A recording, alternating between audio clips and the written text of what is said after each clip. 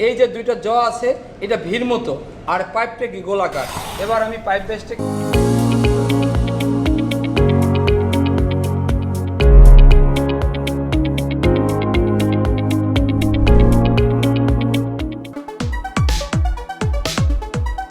আসসালামু আলাইকুম, আশা করি আপনারা সবাই ভালো আছেন। আমি মোহাম্মদ ইমাম হোসেন। আমি এই ডলফিন ট্রেনিং সেন্টারে প্লাম্বিংয়ের ট্রেনার হিসেবে প্রায় 10 বছর ধরে কাজ করতেছি।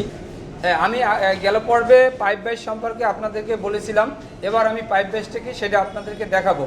এখন আমি একটা পাইপ নিলাম, দেখেন এই পাইপটা কি করব, এই যেটা আমি ঢুকাচ্ছি এইটা হলো পাইপ বেস। এই পাইপ বেসটা কেন পাইপটা ঢুকাতে হচ্ছে দেখেন, এই পাইপ বেসটা এই যে দুইটা জ আছে এটা ভির মতো আর পাইপটা কি গোলাকার।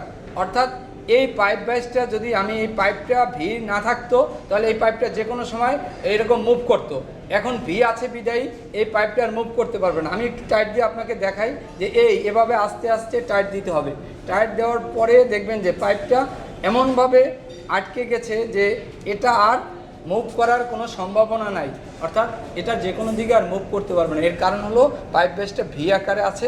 এই দেখেন দুইটা ভি জ, এই জটার কারণে আর পাইপটা মুভ করতে পারে না। অর্থাৎ এই পাইপ বেসটা সম্পর্কে এখন হয়তো আপনারা অবগত হয়েছেন।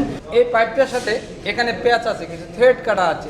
এটার সাথে আমি কি করব, এটা থ্রেড ট্যাপ পেঁচাবো। এই থ্রেড ট্যাপ কেন পেঁচাবো, এর কারণ হলো এই থ্রেড ট্যাপটা যদি না পেঁচাই তাহলে আমাদের পানি লিক করবে। অর্থাৎ একটা মেটালের সাথে আর একটা মেটাল যখন জয়েন্ট দেওয়া হয় তার ভিতরে যদি কোনো নরম জিনিস না থাকে তাহলে কি সেখান থেকে লিক করার সম্ভাবনা থাকে। তাহলে আমি একটা থ্রেড ট্যাপ আমি এখন পেঁচাই দেখাচ্ছি। দেখেন থ্রেড ট্যাপটা ধরবো, এভাবে ধরার পরে আমি এখানে রিং হাতটা আমার সুন্দরভাবে যাবে, যাতে এই থ্রেড ট্যাপটা বাঁকা তেরা না হয়। এভাবে সুন্দর করে আমি 8 থেকে 10 পেঁচ, এখানে কয় পেঁচ, 8 থেকে 10 পেঁচ আমি দিব।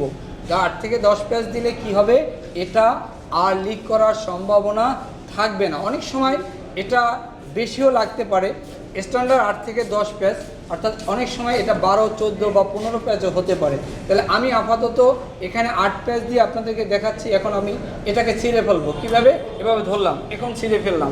এখন আমি এই পাইপের সাথে এই গেট বাল্বটা এভাবে লাগানো যায়। দেখেন এটা শক্ত আছে বিদায়ী, এটা আর নড়ে না বিদায়ী আমি গেট বাল্বটা এখানে সুন্দরভাবে এভাবে লাগাইতে পেরেছি।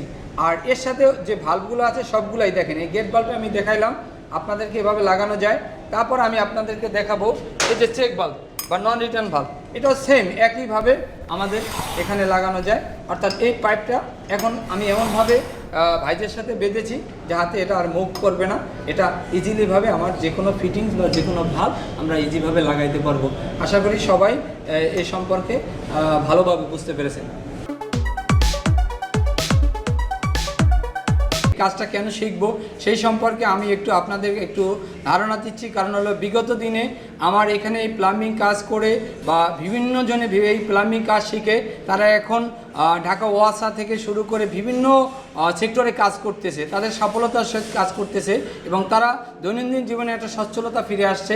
এবং এখন দেখা গেছে যে এই কাজের প্রতি মানুষের প্রচুর চাহিদা। অর্থাৎ প্রতিদিনই অনেক লোক আসে তারা কাজ করার জন্য বিদেশে যাবে। অর্থাৎ আমরা যদি এই কাজটা সফলতার সহিত এবং ভালোভাবে শিখতে পারি তাহলে আমাদের জীবনে এই সফলতাটা আসবে। আশা করি আপনারা এই কাজটা শিখে ভবিষ্যতে দেশ বিদেশ এবং অন্যদিকেও ভালো উন্নতি করতে পারবেন। প্লাম্বিং সম্পর্কে জানতে এবং শিখতে আমাদের সাথে থাকুন। এই চ্যানেলটি সাবস্ক্রাইব করুন এবং ভিডিওটি বেশি বেশি শেয়ার করে অন্যকে দেখার সুযোগ করে দিন।